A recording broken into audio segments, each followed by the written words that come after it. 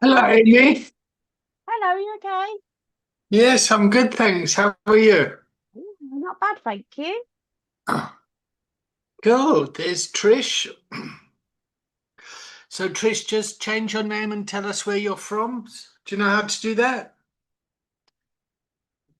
Unmute and then just put recovery connections in there. Oh In what? shit. I should do that. I should do it myself. I don't know what you mean, David. Oh, all right. So if you just rename, Okay, how do I do that then? yeah, hang on.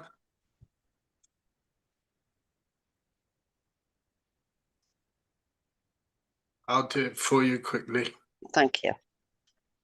A pleasure.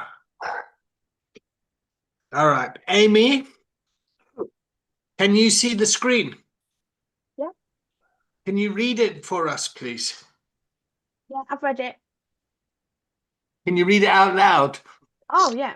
Before we begin recording, I want to make sure everyone is aware and comfortable. This session is being streamed and recorded as part of you at LERO's mission to build recovery capital and challenge stigma. Your personal safety and comfort come first. If at any time you would like your contribution or the recording deleted, please say so, and it will be removed without question.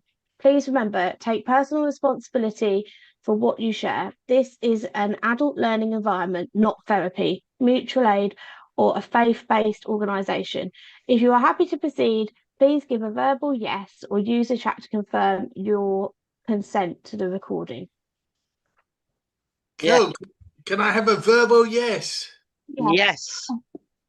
Great. I'm trying to be a grown up. Oh, welcome everyone. Um, so I'm mixing things up a bit. So normally what I would do is I would stream to a channel that's part of Recovery Connections because I started this 3 years ago with a research project called Brim, Building Recovery in Middlesbrough.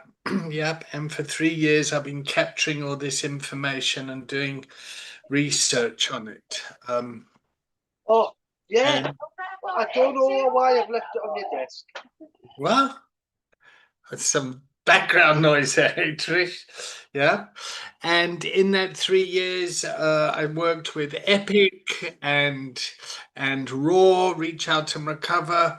And it just seems appropriate now that I bring it under UACT, yeah, which is our kick, and to start our own LERO, our own lived experience recovery organization called UACT. Hello, Katie. How are you?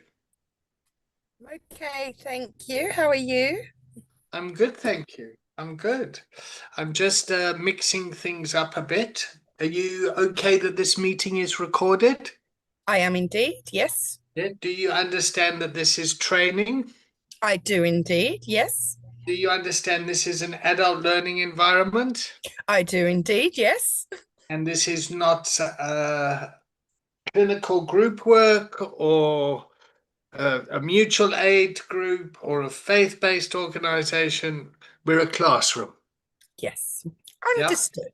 Okay. If at any time you would like this recording deleted, you just have to tell me, and without question, it will be removed. Thank you. Cool. So I'm just saying, for the past 3 years, I've been. Oh God, I'm gonna have to repeat it all again. Anna's now I'm arrived. sorry. No, no, it's not your fault. It's not your fault.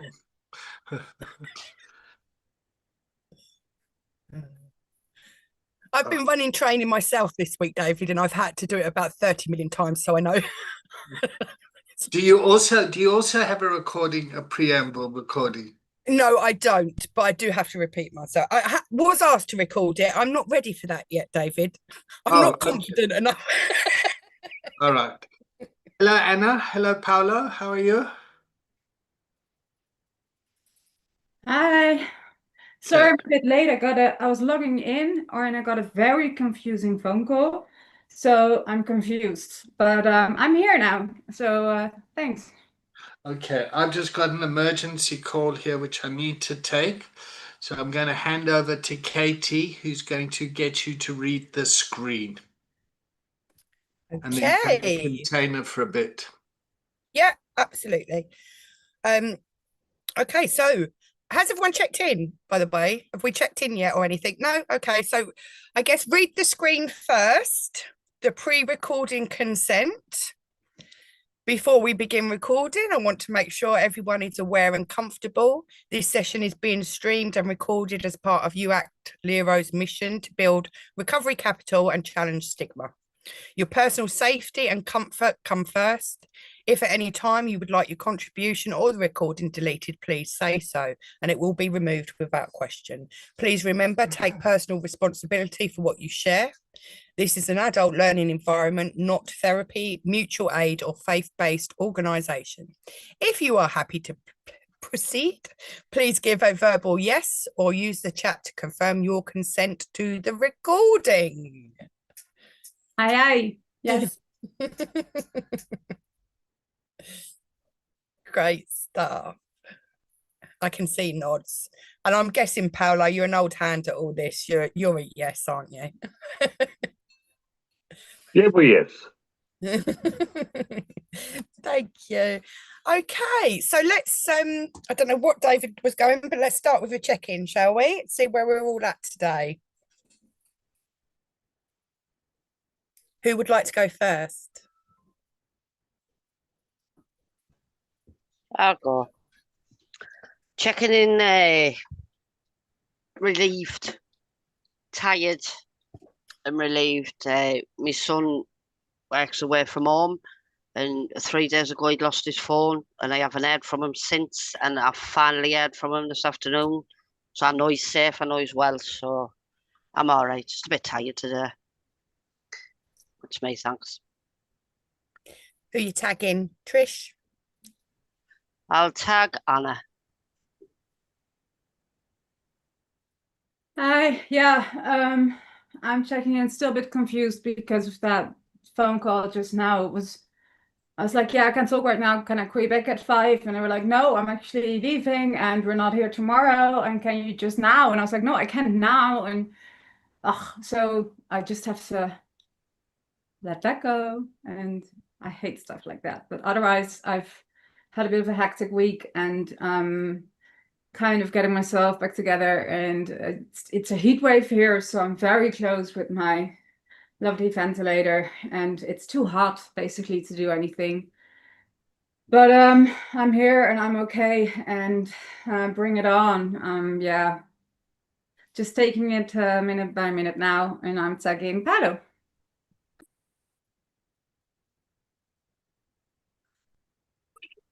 Thanks, Anna. Checking in. A bit quite distracted today. Had a good productive day though. Had some good sessions with clients. The group went really well today. Had quite a bit of interaction from people, so that's always nice. Not sitting listening to crickets. That was wonderful. But otherwise, I think I'm good. Okay, Amy. Yeah, I'm a bit like I've had a really stressful couple of weeks. Yeah, and I've been off just over a week with annual leave, and the annual leave was dreadful. So this is sort of my first official week back, and it's just been a bit hard, but I'm okay, just a bit flat, I think. But yeah, so I'll tag Katie. You. Yeah, I'm checking in, really grateful to be here. I am well aware this is not a mutual aid or therapeutic place, but I'm always very happy to have somewhere that I can share my authentic self.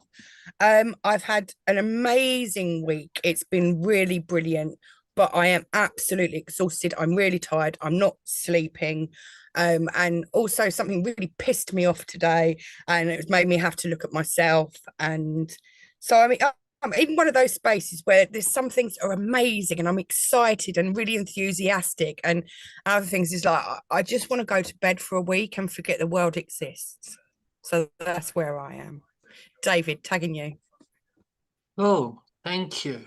I feel a bit rattled from I'm like Anna, I also got like kind of an emergency call now as I'm trying to do this. And so this environment is difficult to juggle at times because the culture of addiction is crisis, chaos, and conflict. And so, yeah, so I was saying that I did the Brim Project. Oh, for fuck's sakes, I can't.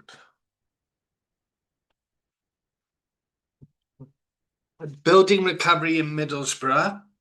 Yep, and that's when we really started the systemic wellness practitioner. So the idea was to do the 3-day intensive and then take 10 people in the organization and train them to use coaching to help influence the culture of the organization and the growth of the organization. And I very soon after that first 10 cohorts realized that shit, we got to keep this carrying on for it to be effective, to bring the culture of coaching into the organization. So I just continued. And part of our kind of research lens is it's called action research, which basically means you just fucking make it up as you go along. And when you make a mistake, you do something different and you document it and and adjust accordingly. So Epic Restart came on, and that was there was just who was it? There was Mark, Steve, Richie, Stacy, and Sharon. And we did the 2 days intensive, and then the systemic wellness kind of went higgledy-piggledy over a year. So we've had to really adjust how people get educated in this environment because it's crisis, chaos, and conflict. So the way that we deliver training and all that sort of stuff really has to be very flexible in meeting the madness of the environment. Yep. Then last year, Raw came onto the scene. Yep. And we started coaching Raw just before we had the 3-day. Yeah. So we started to work with the management team before we did the 3-day. And then after we did the 3-day, we had the 10-week follow-up, which was also higgledy-piggledy and people coming and going. Yep. And now 3 years down the road, I thought instead of kind of having this with Recovery Connections and all these different organizations, to move it under UACT, yep, our kick, yep, which is a community interest company which has been running for 2 years, on October the 5th. And now I've just born this Lero called the UACT Lero. So I thought that I would come here and build a Lero with you guys as well, with your help as well, so that we can model that and learn. Yeah. So that's kind of where I'm at now. So this is the first recorded class that, if it's okay with everyone, will be public. Yeah. So that the public can see what Leros are and how they're working. Okay, I did the first recorded class this morning, actually, for peer recovery coaches, but somebody shared something that kind of violated a boundary, so we deleted it straight away. Yeah, so maybe this will be the first class that actually stays live, because one of the I think a lot of people have been harmed in a culture of addiction. And a lot of people have been harmed in the recovery of a culture of addiction. Yeah, because people are vulnerable, they're traumatized, there's all sorts of stuff. And it's hard to bring professional, ethical behavior to people that have got lots of passion and heart and care and come from institutions that have possibly traumatized them. So, for example, schooling. Yep. How do we learn? Yep, I'm dyslexic. I'm very restless. I'm all over the place. I'm a difficult student in the wrong environment. Put me in the right environment, I'm a difficult student because I'm hyper focused. I ask questions. I wrestle. Da, da, da, da. Okay. So that's where we are today. And this is systemic wellness practitioners. So this is how we can support you to use coaching within your roles, within your organizations. Yep. So Anna's in a startup stage of her organization. Paolo works and lives in an organization. Amy's with Epic Restart, working in the recovering from gambling harm space. Trish is working in Recovery Connections, and Katie is a board member at Raw and is the volunteer coordinator as well and chief cat herder. Yeah, have I got it right? Yes. And Cool. jack of all trades, master of none. Yeah, okay, great. Welcome. So let's start. Where should we go today?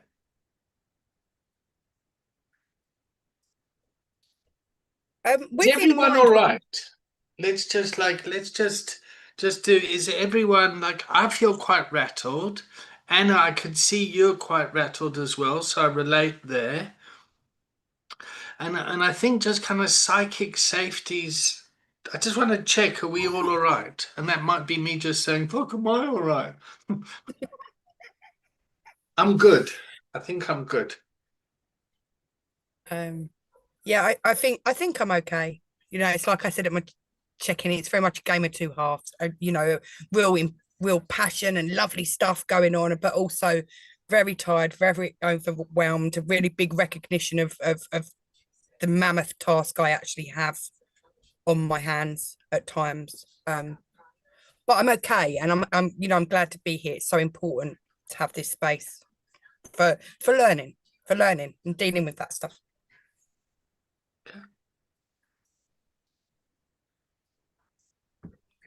Tricia, Amy, Anna, Paolo, I imagine if you wanted to say something, you would say it now. Yeah, I am okay. Like, I'm happy to share. Like, so when I was on annual leave, we had to have our cat put down unexpectedly, and it hit me so hard, like absolutely devastating. Um, the staff at Epic have been absolutely fantastic, so supportive. And I was due back at work like last Thursday, and I had quite a lot of sessions booked in. So I had like one on the Thursday and then like six on the Friday, and I just couldn't do it. I just couldn't do the sessions, and there was part of me that felt like a lot of guilt around that because I felt like, oh, I'm letting people down, like they're waiting for the sessions. But then another part of me that thought, actually, I can't bring my best self to the sessions at this time. Like, I can't provide a good session for someone because I'm not in a good place. Um, and I made a decision to be really honest with my delegates and say, look, I'm really sorry, I'm going to have to reschedule, but we've had to have our cat put down, and I've made a decision to take the rest of the week off. Because part of me was going to say, oh, actually, due to unforeseen circumstances, I'm going to have to cancel this. But I thought, no, I'm just being really honest here.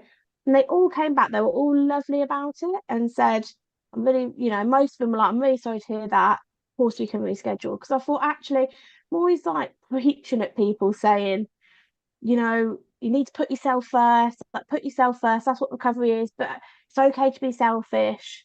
And I thought, actually, I need to take a leaf out my own book here and do that. And then I was back on Monday, and I've just give myself time to grieve. So it's still hard. I'm doing okay. I love what you just said there, Amy. Yeah. So from my perspective, I'm sorry for your loss. Yeah. What I want to honor you for is practicing what we preach. Yep. Actually, that feels authentic. Then we look at it from a systemic perspective. There's you in a role internally with your team members. There's a personal thing that impacted you as a team member. And then you've got the delegates outside. Yeah. And I'm really curious how you sharing authentically improved your relationship with your delegates or hindered it. My sense is it improved, but yeah, I mean, they've all come back. good. They've all really, That's always a good message. That's always a good. Yeah, I think bar one hasn't rebooked yet, but I hope they will. And but everyone's like been in touch, and everyone has already had a session with me. Okay.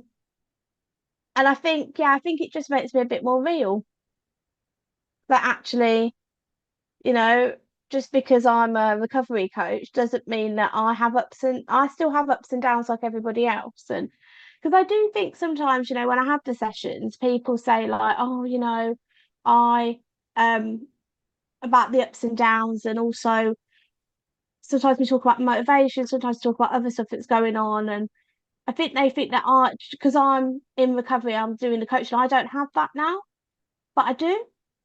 Like, I still struggle with day-to-day stuff. I still struggle to motivate myself. Some days are harder than others. So sometimes, like, I try and bring that, and I think that showed that as well, that actually I'm just the same as you.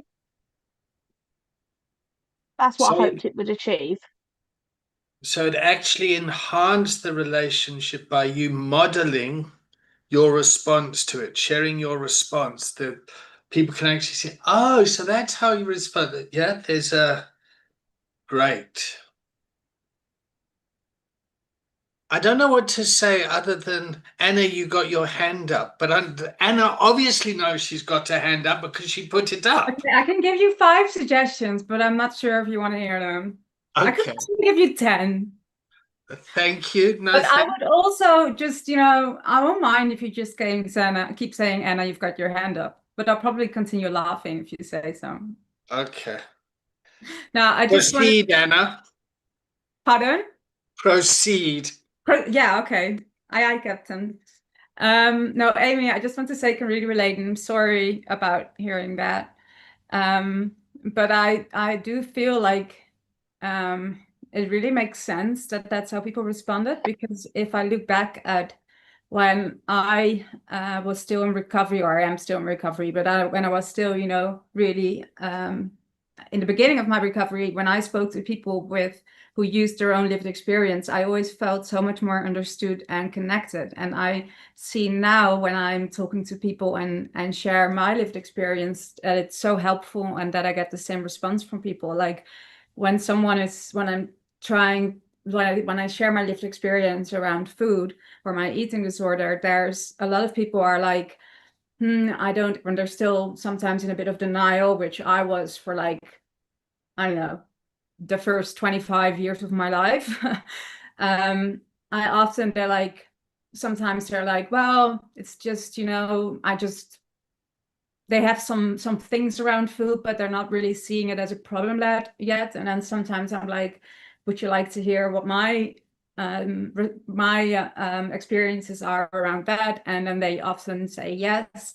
And when I tell them I never saw it as a problem and then I kind of tell them my story, and then they can relate a lot, and then they see like, but how, like, what happened, like, how did you see that it was a problem? And then I explain that, and that kind of usually, really helps them to kind of relate it to themselves. And they often ask like, but what helped you? And I often say, well, it's not like it's magic, like it's all easy now. I still struggle now, but at least it's not, it's not controlling my life anymore. And sometimes things can still be hard, but it's not controlling my life anymore. And this helped. And sometimes things are still hard, but I know what to do. And often that kind of helps people to get to a point where they're like, maybe that's a goal I want to as well, that it doesn't, you know, control my life anymore. And maybe it is a problem, and maybe it is something I actually want to do something about.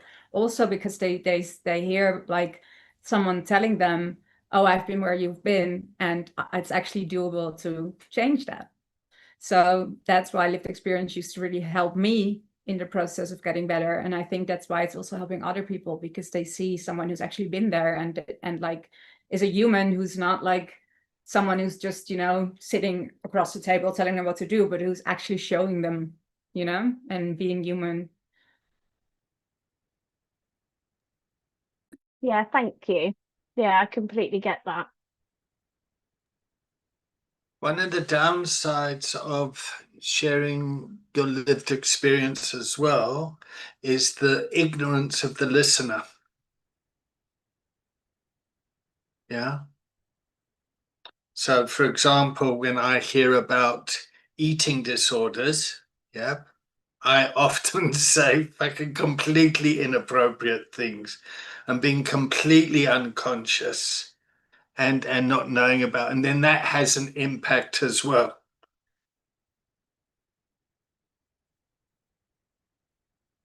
Yes, sometimes people do, but I think it's very different when people experience the same issues. I think when you're talking to someone who has the same issues with eating, they often, well, everyone asks stupid questions, and that's normal, but it's I think people who struggle with the same things often can really relate to each other and kind of speak the same language. Do you know what I mean?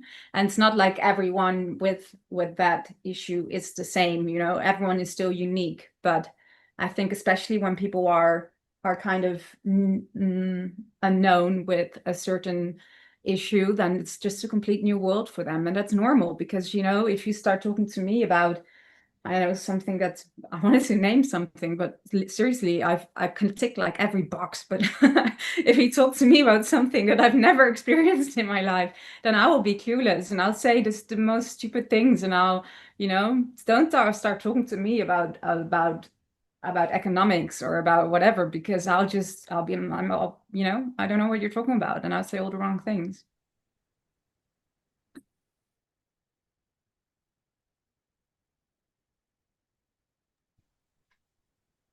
That's why I think as much training as you can get is best.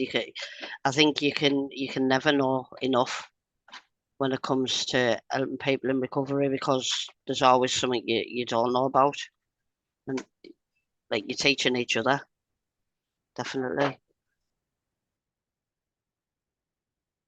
Can you all see the whiteboard? You'll all know this one. Learning steps. Unconsciously incompetent. Consciously incompetent. Consciously competent. And then unconsciously competent. And what we want to kind of be aware of is this area here. So a lot of people with lived experience don't know how good they are at building rapport and helping people.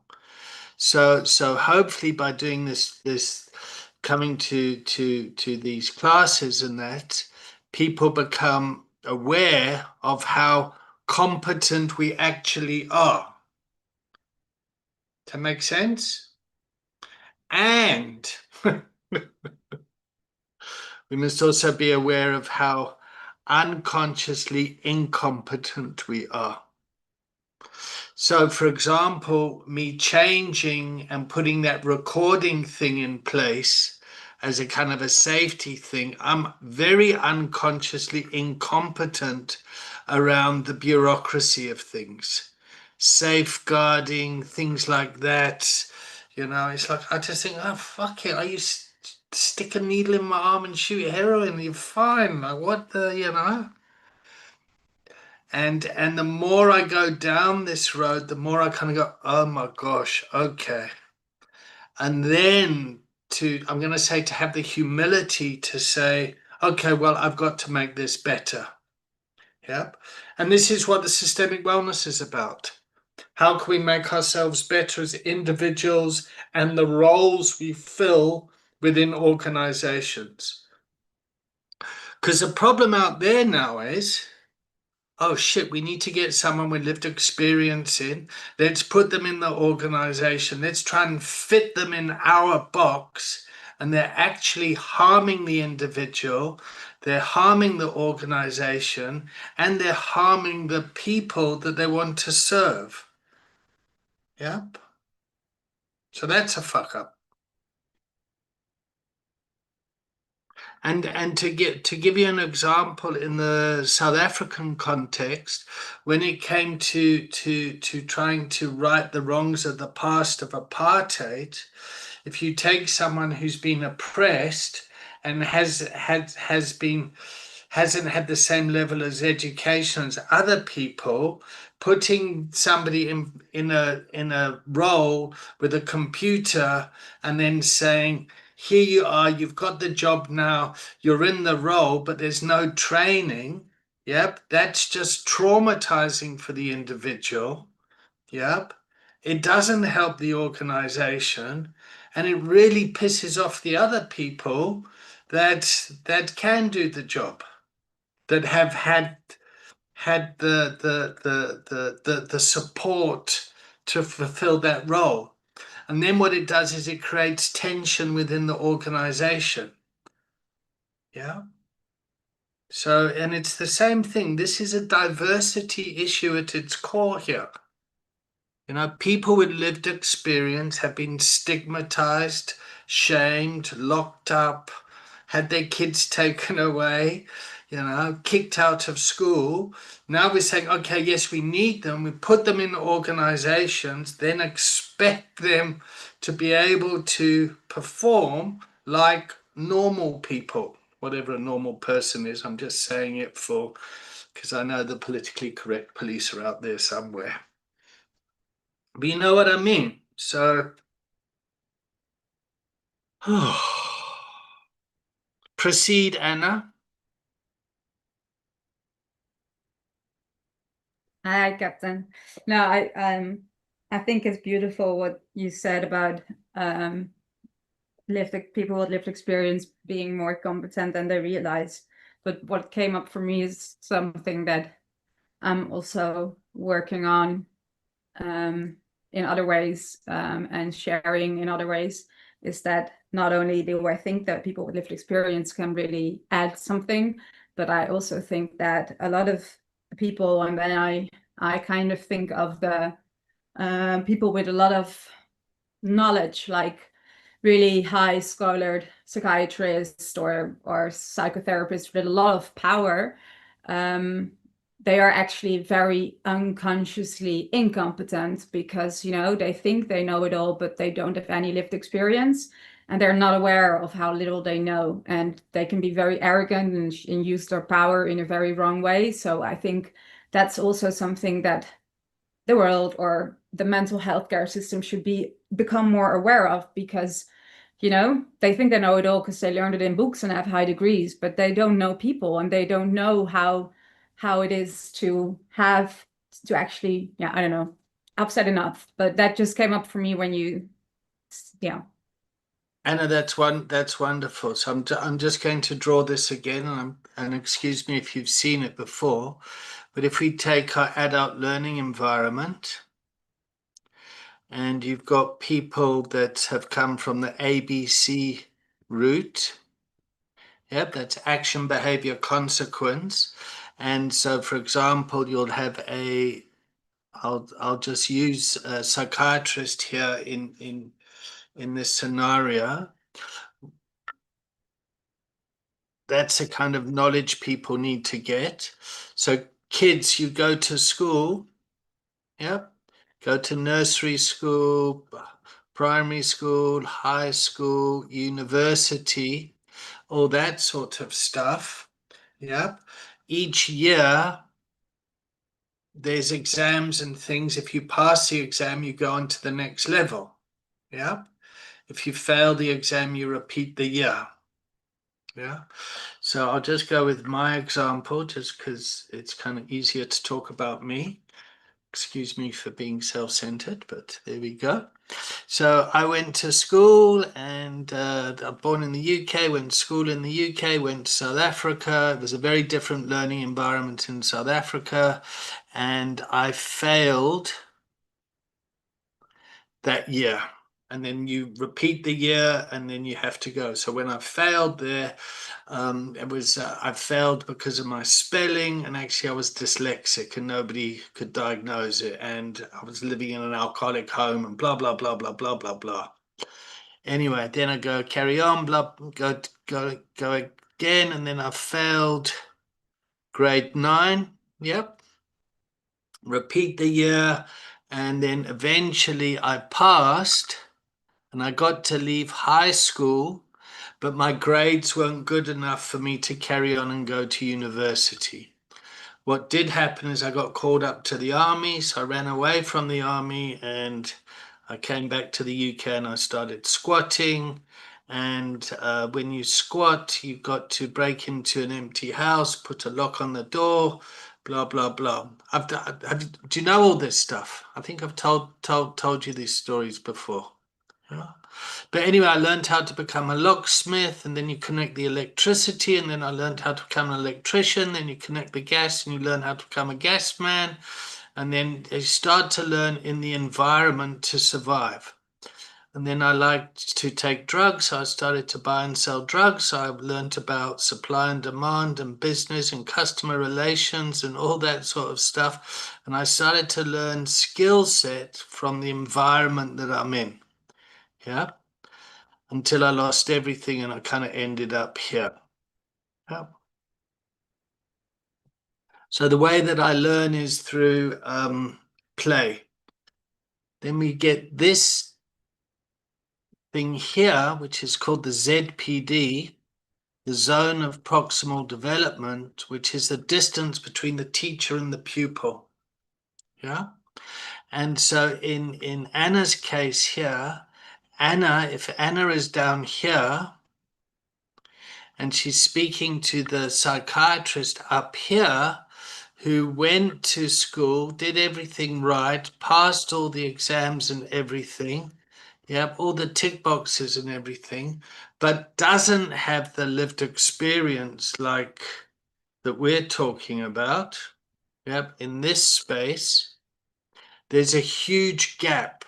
Yeah, there's a huge gap between Anna here and the psychiatrist there.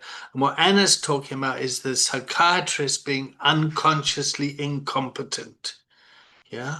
Why don't you just bloody, stop taking drugs?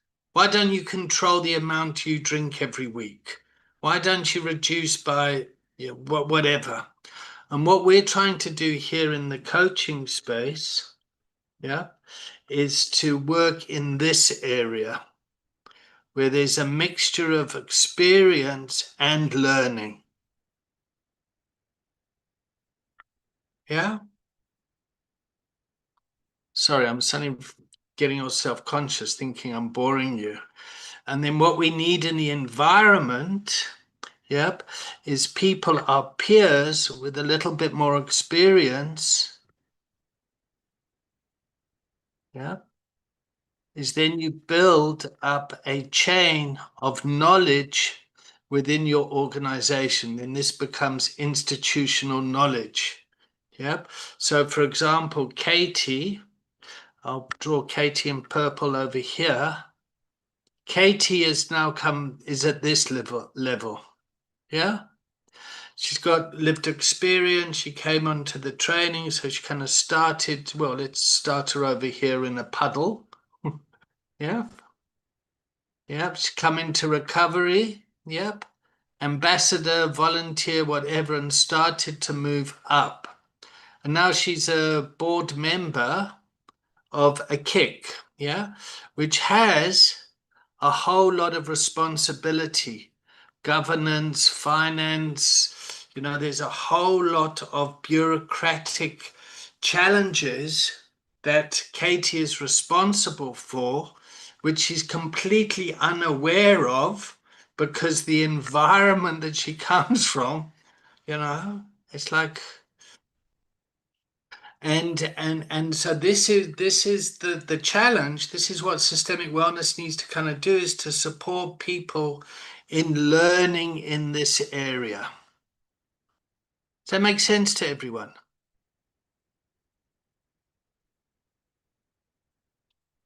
Trish, did I bore you to tears? No, David didn't bore me to tears. I think you've Don't lie. I could see you've you. showed me it before.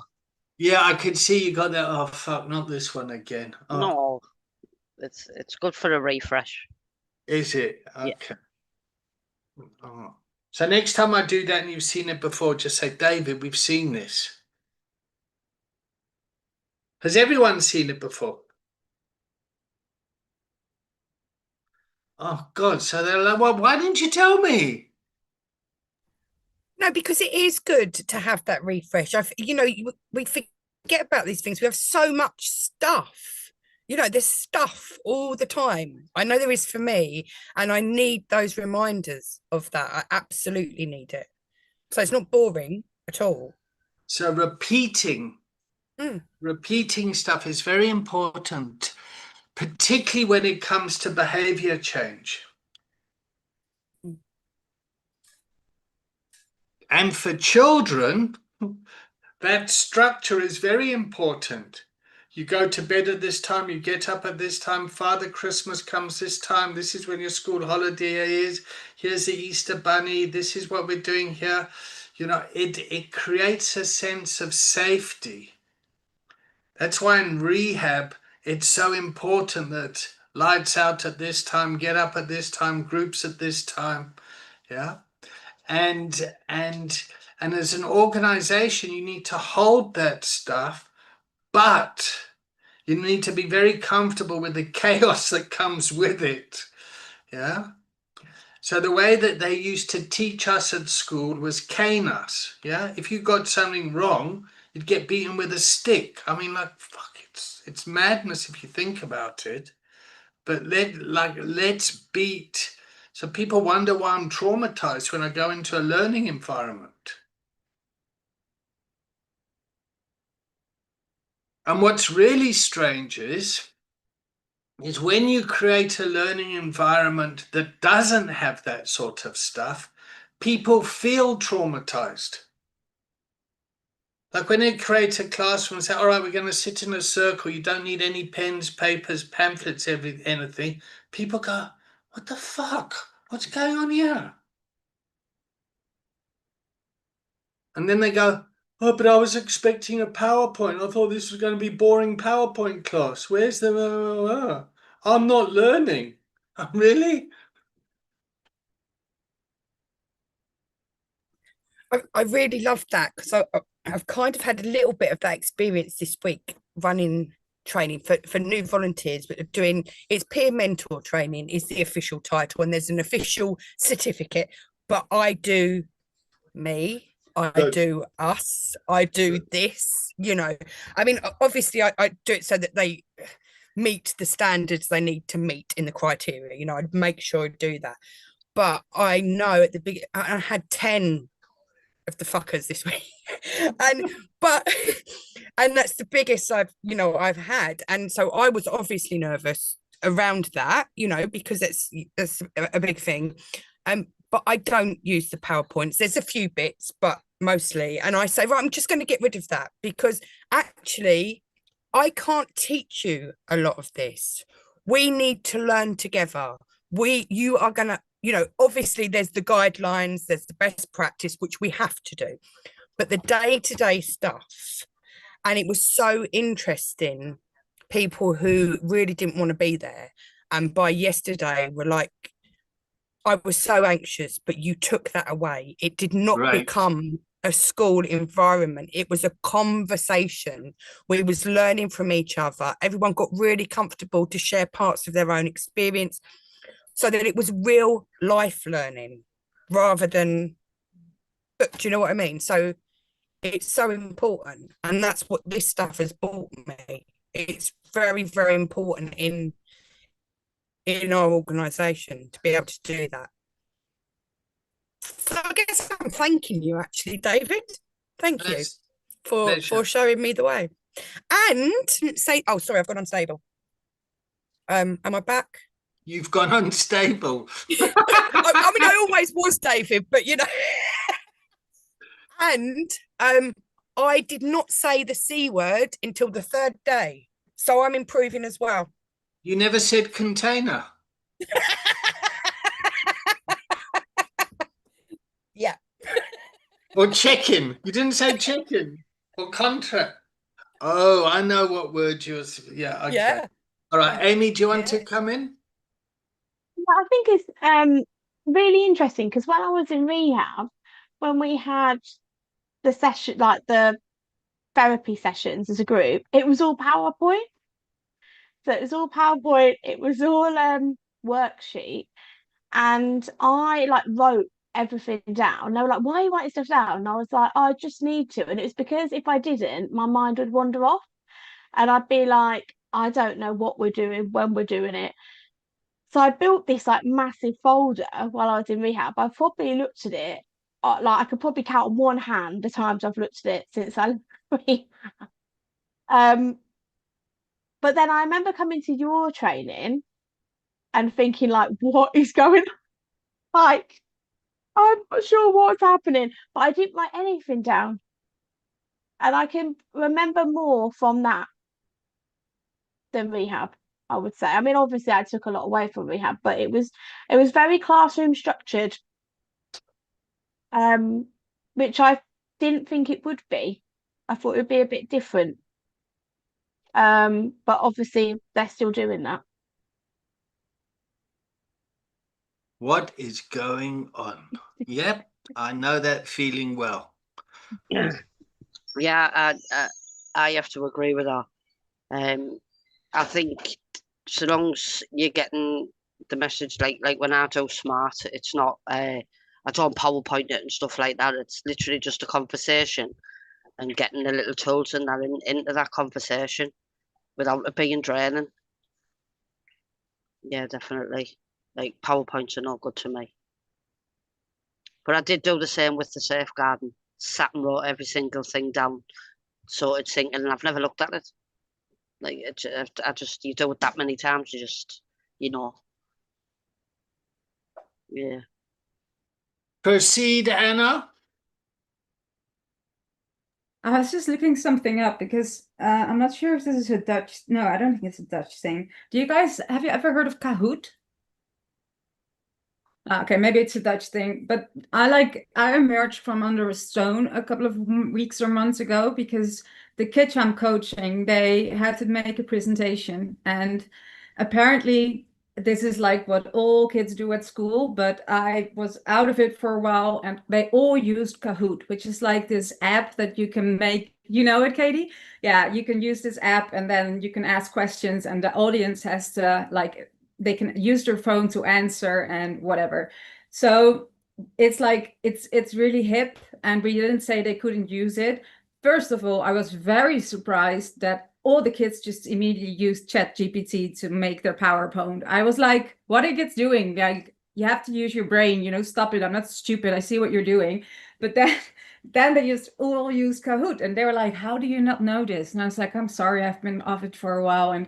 But it's like, they all do it. They all do it. And they're like, but it's interactive, I was like, you've got a point there, but if you're all doing it, but it's like if it's like it was not the point that day. But if I were a teacher or something, I would, just try to get someone to use their own body and voice instead of just a screen and an app and whatever. So yeah, I remember when back in the ancient day when I was in school, if we have to make a presentation, maybe you used it for some keywords or, to show a graph or something. But now it's just, this is my presentation. And they just stand there and it's so different. And now this is my Kahoot. And then they just stand there and everyone's just, so yeah, it's really different nowadays. But yeah, just had to share that because I was really woken up to the whole quiz app thing just by the kids, and I was really amazed by it. And that is where we have to adapt to the environment. Yeah. I mean, I mean, just the drug culture, buying drugs nowadays is so different from when I was doing.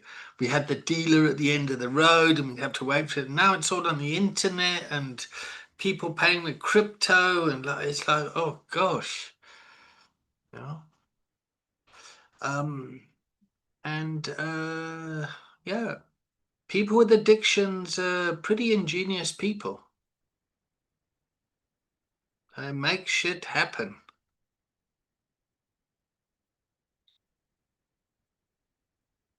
Okay, so let's wrap up this first hour. Yep. Let's just, if Paolo could just stop speaking and stop contributing so much. So let's just whip around the room. One thing that you've learned from the first hour, and then we'll come back in about 10 minutes. Amy, do you want to go first? Yeah. Oh, I've learnt that I don't know, there's a lot to take away. I think the main thing is that I adapt to my delegates. Great. And I think I already do that actually. But I think that's so important. Great. Trish? I'd say that express yourself, use your own ways, and it makes it easier to get your message across, as well as easier to take things in as well. Yeah, no PowerPoints. Anna? I think the one thing I really take away from this first hour is that you always have to have the humility or the strength to just admit when you don't know something and to say, you know, I want to be better at this. Can you learn me, or can you teach me, or can you inform me? Because I think that's really the strongest thing, to admit that you don't know something. Cool. Katie?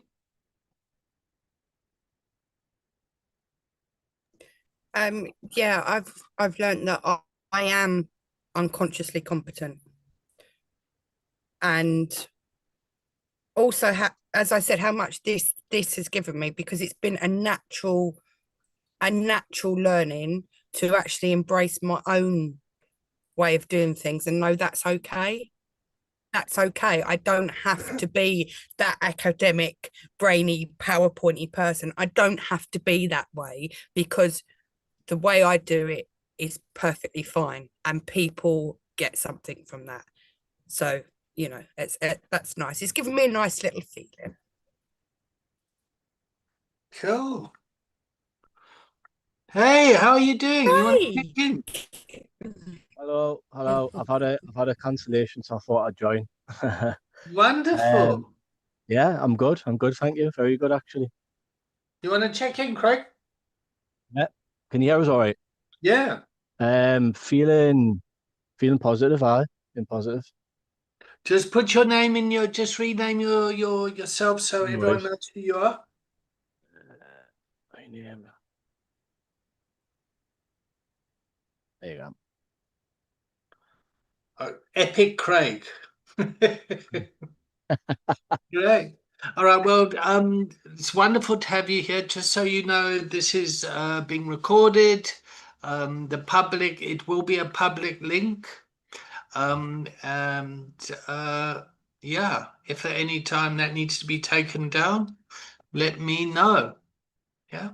Paolo, do you want to tell us what you've learned quickly? Yeah, thanks, Dave. Yeah, first off, how's it, Craig? Good to see you again. I suppose my takeaway is it's not about me. If I'm paying attention to whatever it is apart from myself, that's how I can learn. If I'm open, that's how I learn. And even if it's stuff I'm learning about myself, I can gain that insight from being aware it's not about me and it's about my client.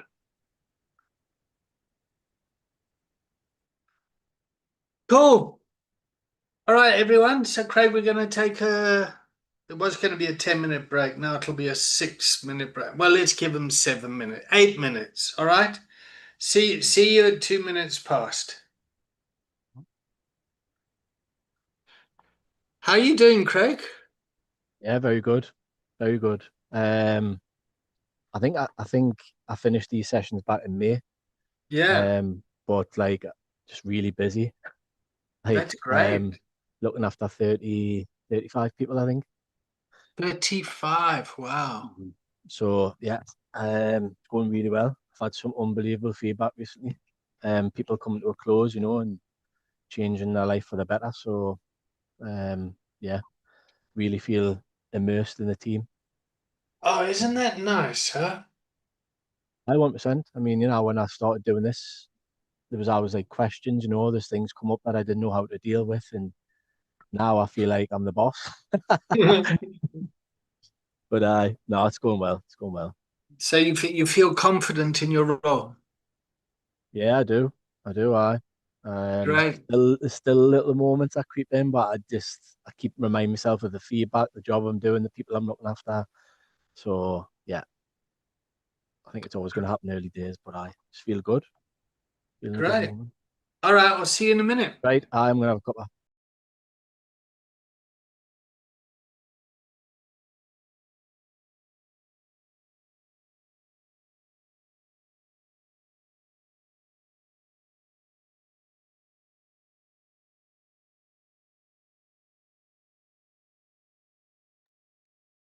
No.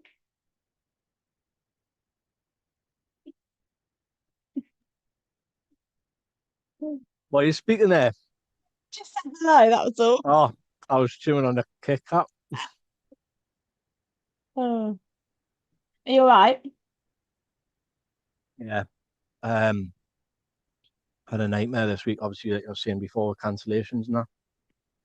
I think this was with the summer and whatever else, but I just finished a session at like 2 o'clock, and I thought, well, I've only got two more lots of notes to do, so I might as well just join on for an hour because I Yeah. haven't seen everyone. So, how many more you got to do? This is number 7. All right, brilliant. Yeah. I'm gonna try and come weekly because I haven't been Yeah, able to. I've just been so busy. I know. So I'm just trying to catch up with all my communication yeah. before I go off on Friday tomorrow, Oh, you and off next week? I'm going to Yeah. Wales. Oh, lovely. I Nice. cannot wait. I think we're going camping. We might be going to Legoland Mm. and just visiting family. So, Oh, that's nice. but I sent obviously an email out yesterday in regards to the Mm. event, Yeah. and some people haven't replied. So I hope they don't reply when I'm off, because otherwise I'll not be able to add them to the. Do you know what I mean? Oh, yeah, that's true. Yeah. So it is what it is. I've told them I'm on holiday, so Well, you can't do any more than that. nah, definitely not. How's you though? Are you all right? Yeah, I'm good. I'm okay. Um, like glad to be back at work with a bit of normality, I think, as well. I was talking about it here earlier, just like how, yeah, I just couldn't do any sessions last week. Mm. It just, yeah, but I'm okay. I'm doing better. So Yeah. Must admit, like I've been enjoying doing the Gordon Moody. yeah, Um, have you? it's been different, but it's been good. Been enjoying it. Sorry, I'm just Right. So just to remind everyone, this is being recorded. So please keep your clothes on. We don't want to upset the public. Right, let's start with the check-in. Who wants to start? Craig, let's start with you. I can see you want to start. Well, I was looking at the other monitor, but anyway. No, yeah, I'm all good. Checking in as just grateful that I can still come into this space and stuff. So yeah. Do you want us to pass it on to someone, Katie? Thank you. Sorry, I was a bit late getting back on screen. I was just getting dressed. I love you, Katie. You're cool. Checking in. Yeah, feeling great. Still very tired, but really grateful. You know that I'm recognizing that I'm doing all right. You know, I'm tired, I'm exhausted, and things are difficult, but I'm doing okay. So it's all good. And I will tag Trish. Yeah, I'm good. Same as Katie, really. Still, I'm tired today. I think everyone's a bit flat today. I've just been asked for a positive thought for the day, and my positive thought for the day is the fact that we're all here. We all woke up this morning, we're all breathing, and we're just getting on with it, making the world a better place. That's what we're doing. I'll Is tag. that your positive thought? Yeah, my positive thought of the day is we're all still here. Okay. We're all And is that breathing. you feeling positive? Yeah. Okay, can you tell your face? I'm just tired, David. I'm really tired. Oh. I think it's because I haven't been sleeping well because obviously I haven't heard from my son. So I haven't really been sleeping, and then I've heard from him today. So I've gone from this big high of being like anxious and worried, and now I know he's all right. I've kind of crashed. I'm like, Yeah. I can breathe. So Okay. that's why. That's why I'm Alright. not as bubbly as I normally am. I've just crashed. Oh. Okay, who are you taking? I'll tag Anna. Hi, I'm checking in. I'm okay. Actually, someone else said they needed to get their mojo back, and I sent them a quote I really loved. But we don't have a group I can send a quote in, which is just such a shame because I'm so good with quotes. But it was basically about someone saying, I saw it go and I let it go up in the air, and there it was. The final fuck I had to give. I have no more fucks to give. The end. But you know, as long as you're not there and you still have one single fuck to give, I think we're good. Do we all still have a fuck to give? Then we're good, man. Okay, and I'm checking in. Yeah, I'm okay. I thought I'd destroy my lungs and have a quick cigarette in the break, but it was so hot on my balcony, so it was not a good idea. And I decided to quickly check my email and try figure out about that phone call, which was also not a good idea. So I completely ruined my break. But now I'm in front of my ventilator again with you guys, so I'm feeling a bit better. And I'm tagging Paolo. Thanks, Anna, and thank goodness for ventilators. Yeah. Yeah, I'm checking in. I'm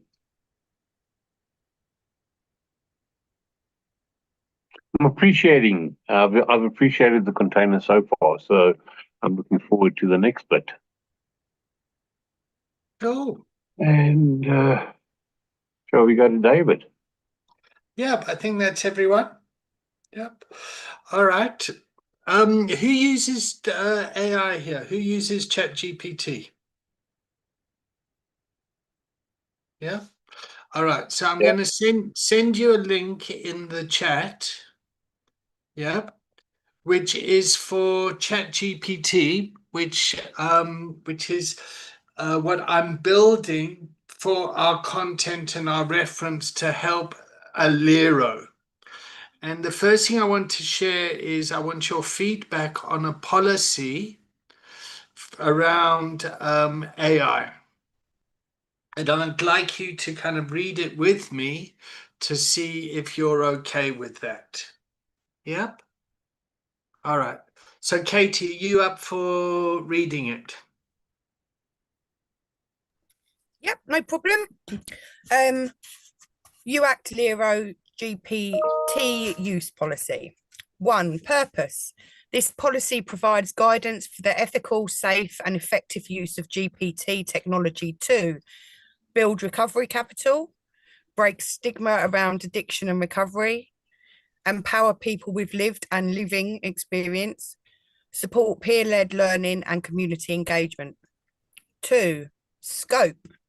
This policy applies to all UAC staff, volunteers, board members and partners who use GPT for content creation, administrative tasks, coaching and peer support, non-clinical, community information and signposting.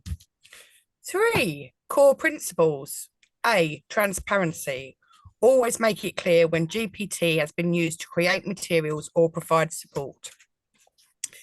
UACT Lero, you went too far. Yeah, that was. Okay. B, human first. GPT is a support tool, not a replacement for human interaction, coaching, or decision making.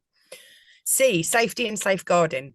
GPT must never give clinical advice, diagnose, prescribe, or receive sensitive personal information without consent.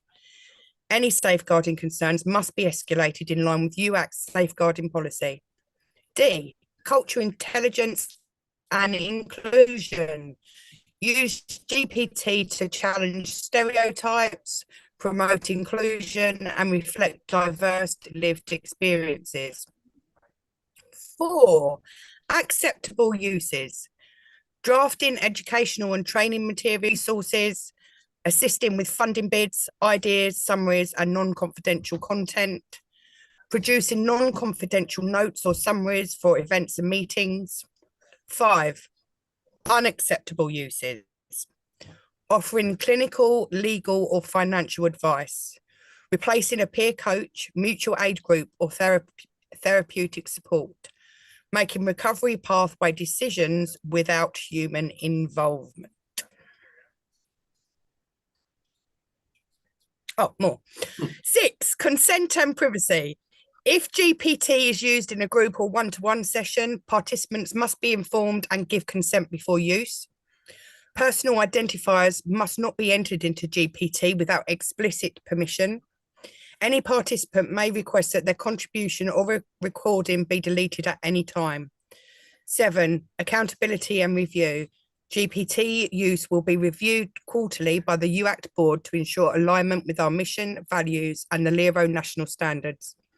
This policy will be updated annually or sooner if GPT capabilities or associated risks change. And then I've signed it, and my role, training and organizational development, and my email address. Okay. What does that bring up for you?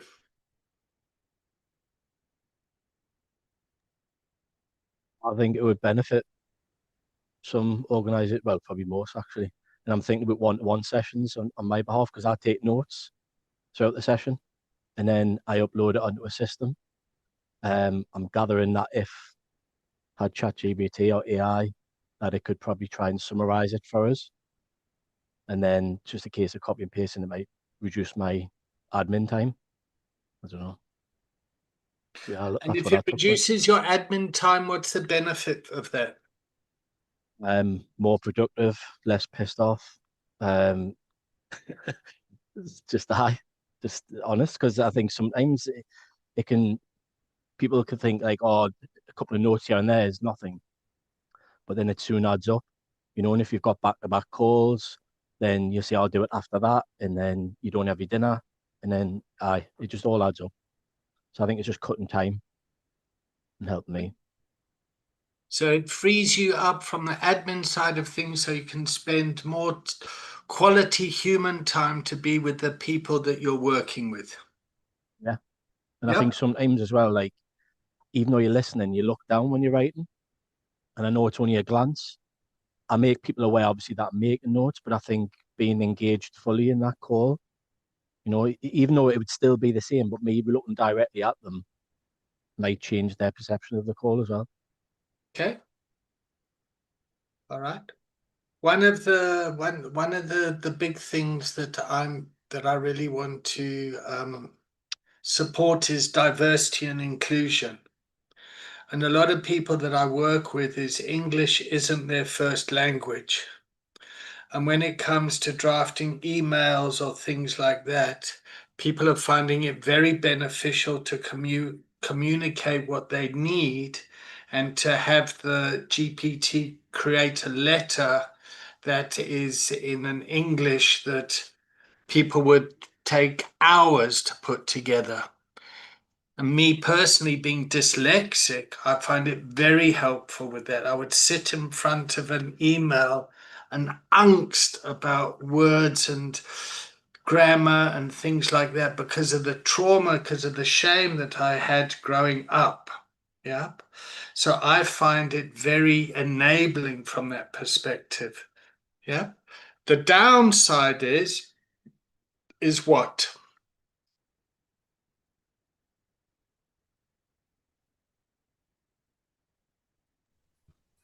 I You think become reliant on it. yeah, you can rely on it, and it's not your authentic self. Okay. It's not you doing the work. Okay. Katie, you were going to say something? Yeah, I was going to say maybe that little missing bit of humanity, you know, the interpretation, the finer nuances of interaction. Okay. Amy, Paula, Anna? Yeah, I think like this is personally, I'm a bit resistant to it. Like I'm a bit nervous. Like I haven't ever used anything like this before.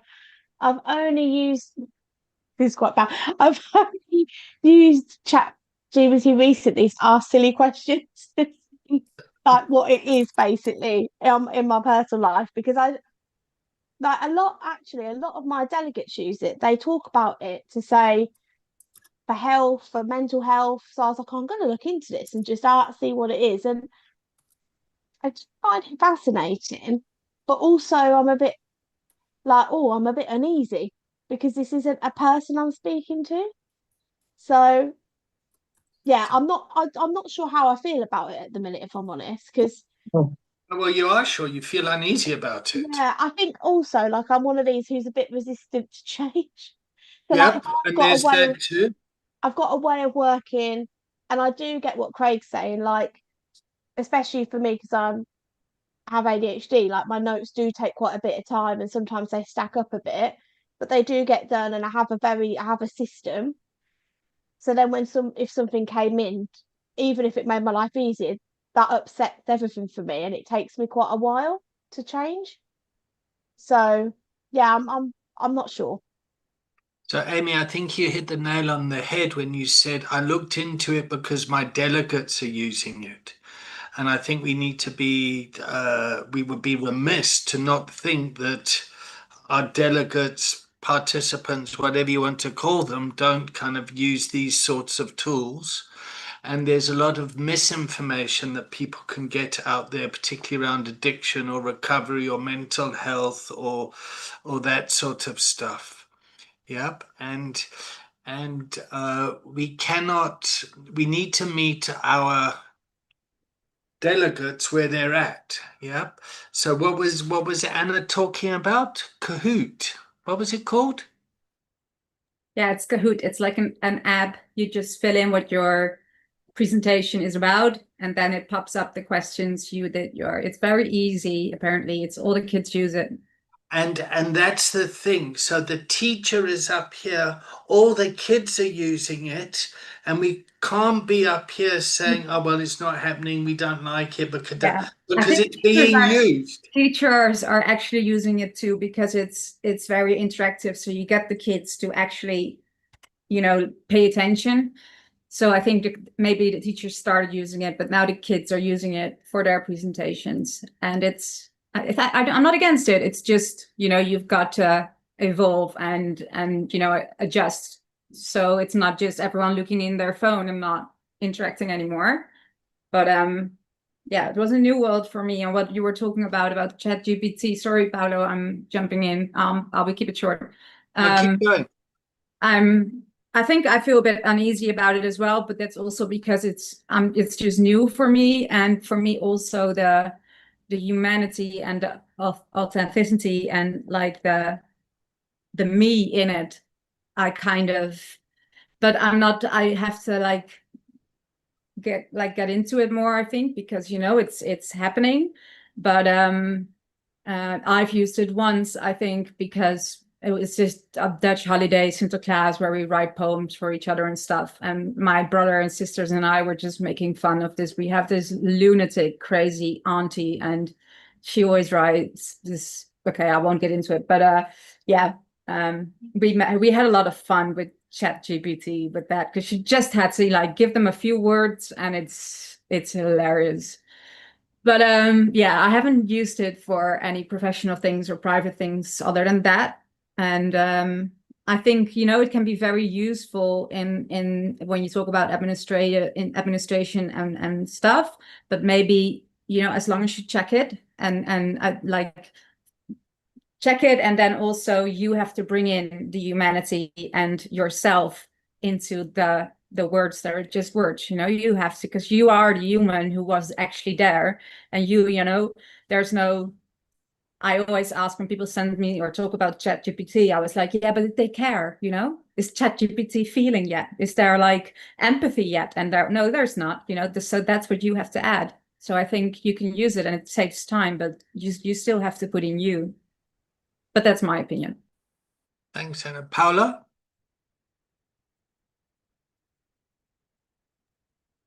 Yeah, so I think an important thing, I think you touched on this, David, is that things like ChatGPT are tools. They are not replacements for anything. I need to use them accordingly. The other thing is there's an old adage in the IT world called garbage in, garbage out. So, you know, whatever kind of information I input to something like ChatGPT, I still need to pay attention to the information I'm putting in. And then also any kind of response I get back, and you mentioned this, is I need to check it as well. That nuance hasn't been lost, or the feedback or the report or whatever it is I'm trying to generate doesn't become too clinical and lose the human component and so on. So just having the awareness, for me, having the awareness that it's a tool and I still need to participate in the process of getting whatever I want to get from it, and not expect it to be perfect. You know, I still need to kind of take it and have run my eyes over it, kind of thing. Well, it's not you, so obviously it's not perfect. We all can be you. No, man. I mean, be reasonable. See it my way. Come on.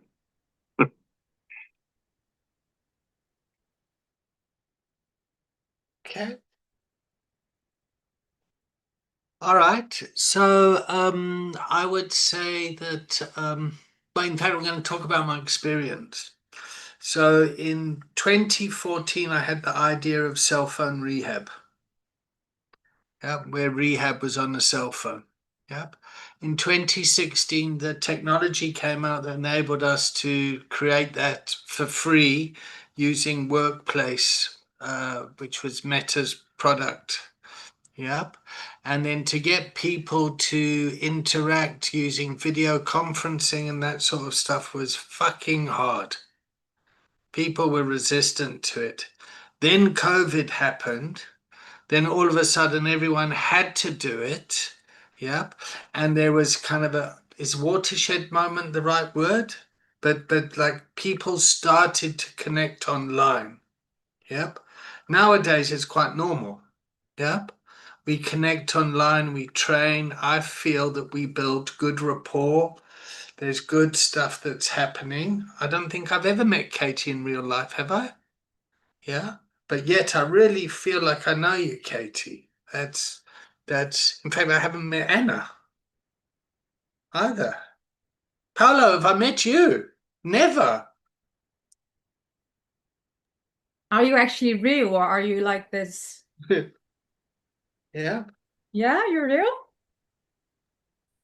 And David, I don't know if you remember what it used to be called. I can't remember now, but it was like a message board. yeah, BBMs. Bulletin board, whatever. Online recovery goes back to fucking message boarding. That's how long it's been around. Look, the meeting, yeah, didn't get much done or achieved, but it was long ago the guys were wanting to get kind of stuff going. And you still, like you say, David, the challenge with that was the uptake, the adaptation. So the point of my thing is like AI is here. It's not going to go away. Our delegates are using it. Yep. And as much as the institutions don't want it to come in because they're worried about things like GDPR and this sort of stuff and what's going to happen to us, we're kind of caught in the middle. Yep. So what did you think of that policy? Should I add things? Should I change it? Have you got your own policies in your organizations? Please test the GPT that I sent. I will add to it more, and I want to use it as a teaching tool to help you in your roles within your organizations. That's so it's a support tool for you to be more human. That's my intention. Proceed, Anna. Thank you, sir. Would you actually be able to send us the file you just, like we just read through? Sure. Because I'm better at reading myself than it just, Sure. Thank you. It felt quite comprehensive. It did feel comprehensive, and I guess it's one of those things, isn't it, that it's going to be that trial and error, see where we go.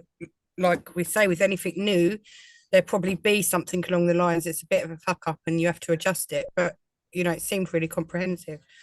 And it's funny actually, because I was really resistant to it previously, really resistant to ChatGPT, and someone said, what's up with you, why? And then I had to really look at it, because actually I did my rehab online. I mean, all of this stuff coming into the world online and technology saved my life. So why am I now resistant to stuff that can be useful to me in my daily life? So I have started using it. I used it to write our volunteer handbook, and it saved me so much time that I could spend with people, working with people, rather than thinking of how to correctly express what I wanted to say. It was done for me. I didn't have to look for the right words. So yeah. Great. We use a tool at work. It's just like a systemic wellness tool. It's like a wheel of life, and it uses like all the aspects of your life, your health and fitness and stuff like that.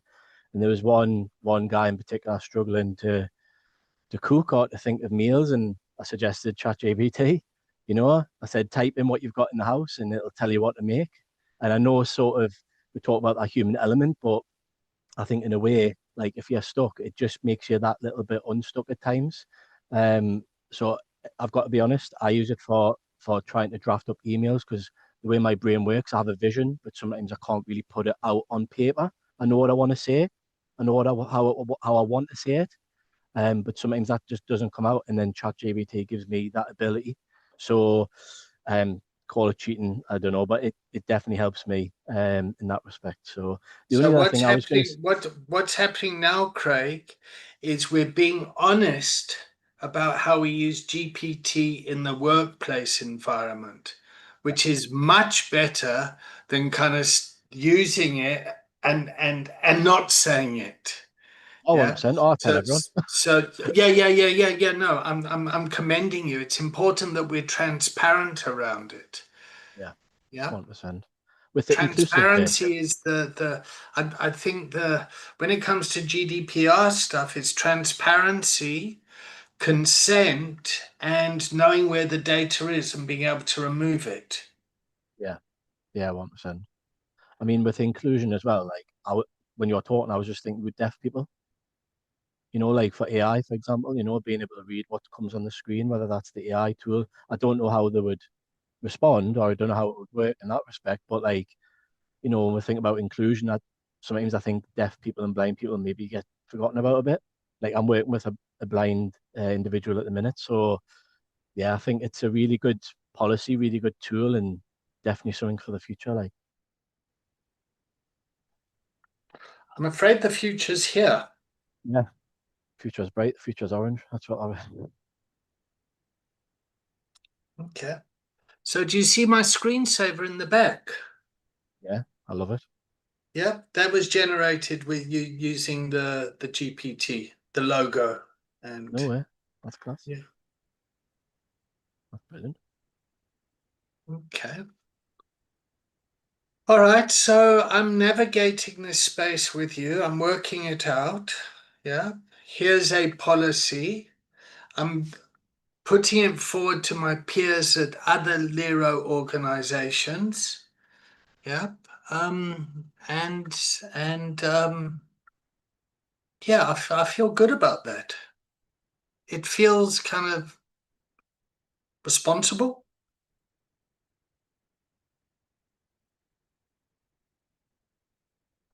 Maybe not. Does that feel uncomfortable, David? Saying that.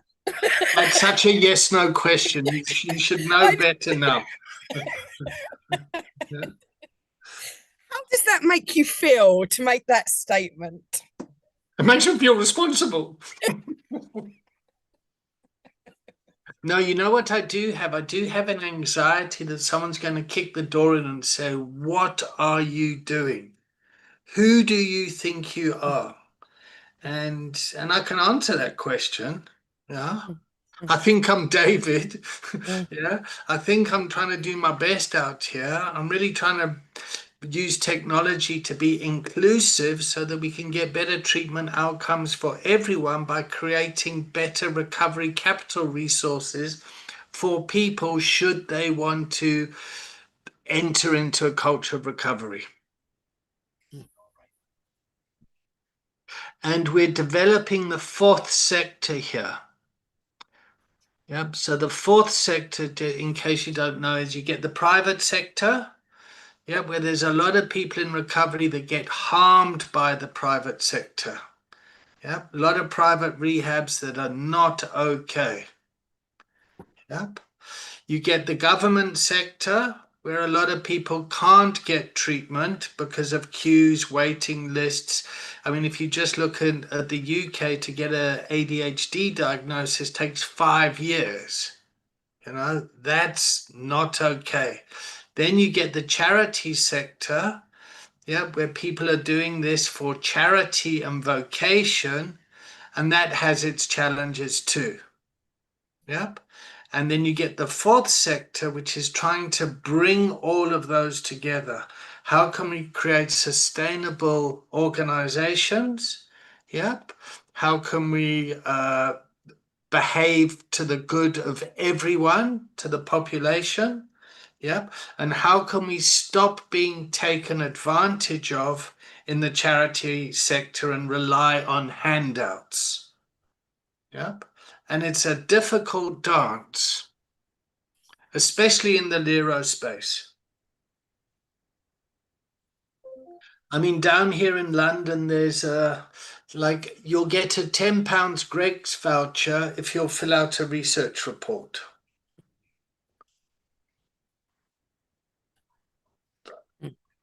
Drives me mad. That really annoys me. That David, it's like you preying on vulnerable people, like people who are in need, making them fill a form out. It's just not. Yeah, but the problem I have with it is because the institution wants a form. Yeah, Yep, and the institution saying, "Here's a Greg's voucher for the form." Yeah. yeah, yeah, What I would much prefer is if the institution kind of said, "Okay, what can we learn from you?" yeah. That's the, but it's difficult. It's difficult. So, and I've got to use my political intelligence here to have empathy for the institutions that get created. but fuck, it drives me mad. Yeah. I don't want to jump in before Paolo, but just before I forget, because it's exciting. It's really exciting. A public health official, whatever, has come to Raw and wants to collaborate on researching, giving training skills to lived experience workers. And so we're going to be part of a collaboration doing that. You know, I think that's really exciting. Like you say, rather than getting a bloody voucher for your opinion, which nothing could be done with anyway, to actually we're going to be collaborating with these people and creating something, hopefully. So that's exciting. Paolo, before you were rudely interrupted. I'm so rude, Paolo. I'm so sorry. But I forget things. Katie's roar just came into the container. Yeah. Yeah, so this just brought something to my mind, which is so as part of the training, recovery coaching training, one of the tasks, there's a better term for it, or assignments, was to kind of create a resource document which had a list of doctors and psychologists and psychiatrists and 12-step fellowships and all this kind of. I cannot begin to tell you the fucking anxiety I experienced in creating that thing, because I was like, am I going to forget to include something? What do I include? What don't I include? It's insane the amount of time it took me to actually finalize that little document, and the amount of angst and stress and whatever that I put myself through, you know. And I'm just wondering to myself, if I read the requirements, I could have used something like ChatGPT, inputted all those requirements, and that thing would have been produced for me, and my blood pressure would not have gone up to 180, and my anxiety levels would not have gone pear-shaped, and so on. So I think that's a great example of you mentioning, you know, that we can utilize the tools not only to help us spend more time with our clients, but also I could, in that instance, for me personally, I could have utilized something like ChatGPT to help myself in the sense of reduce my own stress and anxiety. So yeah, it just occurred to me now, but late, but yeah. Anyway, I just thought I'd throw that out there. Okay, do you see that? Can you see the screen? It says, Yes. created a list of GPs in my area for my certification. Let's see what I've spelled create wrong. There you go. Let's see what it comes up with.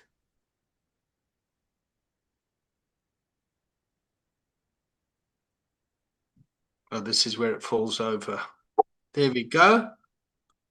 So there you go, Paolo. So now you don't have to angst yourself. Yep. There's some listings of GPs in your area. And then we would know that you know what to do. Okay. I have someone that appears to be in PSYCHOSIS. Don't know if that's how you. Thank you for sharing it. Ensure safety if you believe there's immediate risk, harm to themselves. If not, yep.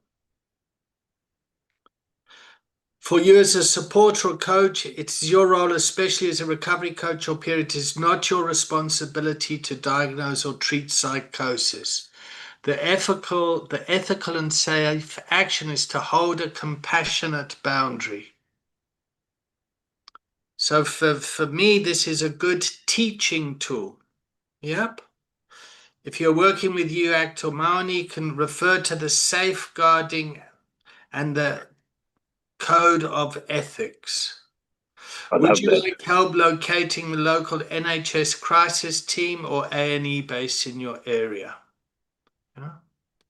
So for me, that feels very useful as a tool to help me. Yeah, it keeps me grounded, keeps me in my role, and supports me in showing up with professional boundaries. Oh, feel how excited I'm getting. I think I'm getting invested here. It's actually made me really excited as well, and I feel really it's weird because I actually had a situation yesterday with a volunteer who had a tricky situation. He dealt with it beautifully, as I knew he would, but wanted some validation afterwards. And I was a little bit like, fuck, has he done it right? Has he done all the right things? And that would be so useful to give me some you know, whatever the word is, validation, reassurance. I definitely have to agree. That's definitely, you've just converted me, I think, David. Okay. Definitely, I love that. Would you guys like access to the Maoni GPT then? Yeah. Which references our course material and Yeah, please. Okay, just this is still testing and we're still working this out together, huh? Yeah. So please collaborate with us. Okay, so I'll stick it in the chat. And let's see if this works. Who's got GPT now? Anyone got it open? Yeah. So Katie, do you mind sharing your screen?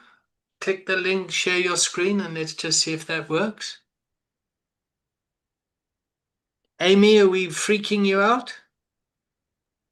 Oh, I like that. Yeah. That you could just ask it that question. And I can't share it, saying host disabled participant sharing, so you have to let me. Darling, so sorry. There we go. Go for it.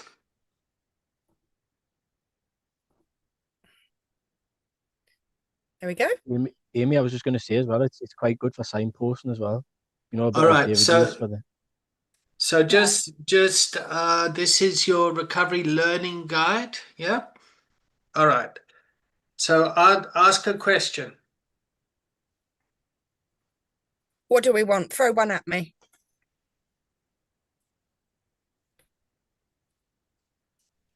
Gambling support. Yeah, me in the Northeast.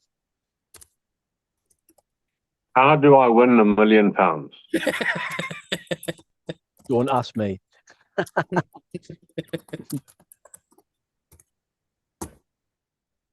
Okay, let's see if it searches the UK. Oh yeah, I never put UK, did I? No, it's all right. Oh, there we go. Is that information correct? Yeah. There might bring other ones like NECA. Yeah, yeah. There you go. Yeah, there you go. NECA. Citizens Advice. Yeah, that's good. And other noteworthy ones. Yeah. That's quite comprehensive, isn't it? Mm. Okay. Wow, still going. Very good. Yeah. All right. So now put in there, how do I get hold of an Epic Restart coach in the Northeast? I've no idea if this is going to work, but the reason I'm asking that is because we all have a similar training and ethos. Mm.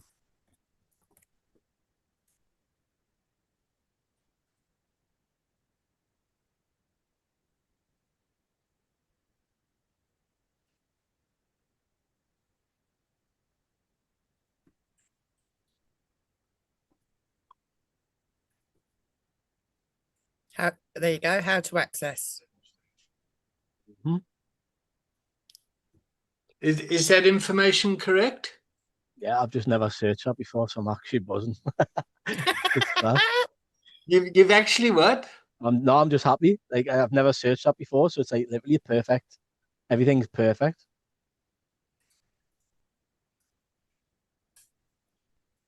But even step by step. It's great, isn't it?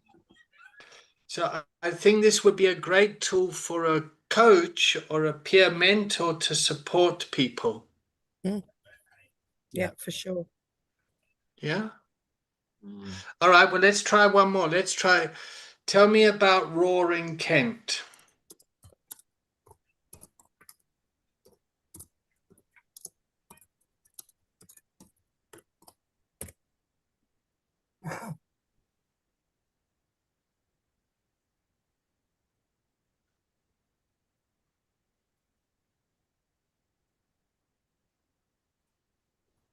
Fucking not bad, huh? Not bad at all. Not bad at all. Even got the logo, lived experience support, peer support, recovery coaching, smart recovery implementation, holistic services. Oh, and look, there I am at the top. Go, Hey. That's just made me Katie! very happy.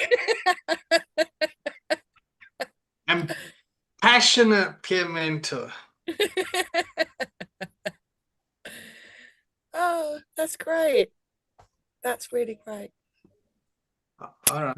I made fame at last, you know, it's all I ever wanted. Brilliant. That. Yeah, it's brilliant. Yeah, Okay. really good. All right. So this is a tool for you as students, yeah, to make use of. All right. You can stop sharing now. So please test it. So you've got one for the Lero that I'm creating, and then another one which is more comprehensive, which has all our information that we've so it's got the training program, the coaching guide, the recovery wellness program, and we're consolidating that data so that the AI references this stuff. Yeah, so it's not public knowledge. Yep. Whereas other AIs will be public knowledge and they'll use the information to learn about people, yeah, to make AI better. So this is a closed system, yep, which I would love you to make use of to make you better coaches or whatever your role is within your organization. Oh, I feel quite passionate about this. It fills me with hope, actually. For me, it just kind of levels the playing field a lot. Yeah. I was going to ask, right? Like, don't know if you know the answer, but what was before emails? Fax machines. Wow. See, that's what I mean. It's just making your life easier, isn't it? Like as we go on. And I used to work in banking, yep, in the IT department, IT support. And computers came in. We went from the mainframes to personal computers. Yep. Then this thing called email started. Yeah. So they used to have these big faxing rooms where people would send faxes. And before faxes, there was telex. Yeah. So I am fucking old here. But I remember the fear that was happening for people when emails came along. People were like, Peddler, what is this stuff? And da da da da da. There was such resistance. Yep. And then the internet came along. Oh my God, da da da da. Then Google came along. Geez, then everyone was like Google Doctor this and Google Doctor that. And yeah. And there's always been this fear. The human emotion has been the same. Yeah. I remember as a kid, my parents saying, oh, kids of today, they just sit in front of the telly and, they're going to be really damaged when they grow up. They were right. Yeah, I am. But I can hear the same thing, parents talking about, oh, my kid's on the phones the whole time. It's the fear is the same. The story is different. Anna. David. No, I can totally get what you're saying. What just came up for me is that I think scared is maybe the thing that everyone always is with, because new things are scary. So maybe makes sense that we continue to be scared for new things. But wait, what came up for me when you were talking about how you, in the ancient years, were told that Ancient years, you bitch. like you were told by your parents that you're gonna wreck yourself by sitting in front of the TVs or so much.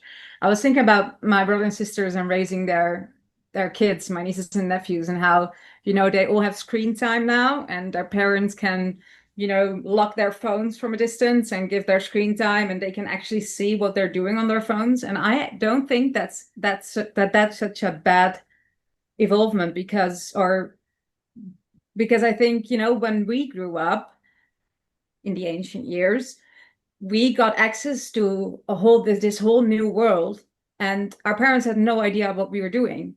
And I think for a lot of people that might have turned out quite badly. And I think that the kids now still have access to a whole world, whatever, but at least now there's new tools that parents can actually see what their kids are doing or lock their screen time and whatever. And I did this whole family sketches funny thing with my niece and nephew when I was babysitting. They're not babies anymore, but last week, and we made a sketch about everyone in our family, and I made them think of a sketch for themselves, and that was hilarious. But they made one from their dad, who was like telling them, "You've had enough screen time," and they're like, "No, 5 more minutes." He's like, "No screen time." And then he like started the TV to watch the Tour de France, and they were like, "What? You're watching too?" And he's like, "No, Tour de France is different," It was just so funny, and it was just so how things are really. But yeah, I just wanted to say that we keep being scary, but I think it makes sense, and at least we are trying to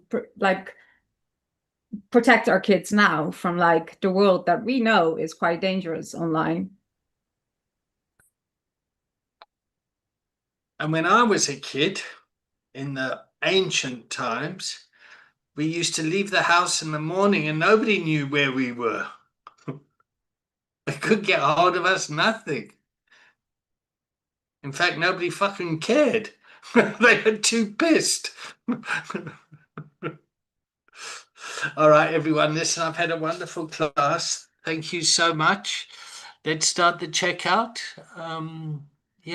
It's lovely to see you all. It's so nice to have different organizations here at different stages. So I'm David. I check out with a lot of pride and hope, and thank you for working this out with me. Yeah. I'm so chuffed for my little GPT. I made it on holiday on my cell phone because I was so anxious. I couldn't hang out with the people that I was with. So I just stayed in my room on my phone because they were arguing about what they're going to go and eat and all that sort of holiday stuff. So yeah, anyway, I check out with joy. Craig, I'll tag you, mate. Yeah, very insightful. I use it, but seeing it used in another level, I guess, just shows that it can benefit even more. And I apologize in advance because I'm probably not going to be here for a good few while now. So just wanted to show me face. Trish? It was lovely seeing you, Craig. Welcome. Drop in anytime. Yeah, I'm checking out Intrigued. So yeah, I'll definitely be looking more into that. You've definitely blown me away with that. But yeah, thanks. And I'll tag Katie. Thank you, Trish. Yeah, really nice to see you again, Craig. I'm still here, funny enough. I'm checking out, yeah, really grateful. And oh my God, finally, fame at last. I'm on the top of a ChatGPT thing. I'm like, yes. It's really tickled me. It has really tickled me because, before my name would have been there for a very, very different reason, and to have it there for that, I'm like, yeah, okay, that's cool. FBI's most wanted. Exactly. So yeah, that's given me a little much needed boost, as this session always does, and a lot to think about, and hopefully, things to make my life a lot easier and embrace that. And yeah, I'm checking out with love and joy. And I will tag Anna. Thanks. I'm checking out. Yeah, good. I loved the session, and I might have to finally give in to the whole chat GPT thing, and I really liked seeing it in a Mauni way, and I'll get into it. Yeah. So thanks everyone, and yeah, I'm also feeling a bit intrigued and curious, I think, to how we're gonna use this tool and still, you know, add our own humanity to it. So that's it. Thanks, and I'm tagging Paolo. Thanks, Anna. Yeah, I'm checking out. Very thankful for the container today, and it was just really nice. Thanks for that, David. A different aspect of the bigger learning. So that was really good. Really nice. I enjoyed that. I appreciated that. I'll take Katie. Or have I lost my marbles? I've lost my marbles. Amy. I'll take David. Yeah. No, Amy. Amy. Okay. Yeah. Definitely lost it. Sorry. Thank you. Yeah, I'm feeling really positive. I'm really excited to use that chat GPT thing now, because I think it's completely switched. I think, you know, during sessions get asked a lot of things sometimes about, you know, what's in the area, and people are quite isolated. I send links and things, but it would be quite good to be able to just have a look in the session while we're talking to people. So yeah, looking forward to it now. You converted me. So yeah, thank you. Okay, so your homework, everyone, is just to read that policy again, let it settle with you, and then just think how it needs to be changed or added. Yeah. Does that work for you, Anna? Because I tell you, in the Netherlands, your paperwork is a lot stricter. Well, I don't like that you said get settled with it, because I decide if I get settled with it or not. So I will read it, I'll have it a think, and then you find back if I get settled with it or not. Right, is that the time? Okay, I must go. All right, everyone. But yes, that's fine. Yeah, okay. Lots of love, everyone. Thank you. you. David, very quickly, I went to join the case management last week because I haven't done it for a few weeks and it was not there. Yeah. Sorry, there's a break in August. Okay, that's fine. We start again in September. Okay, thank you. Cool. Bye everyone. Wonderful. See you all later. Have a really Bye. good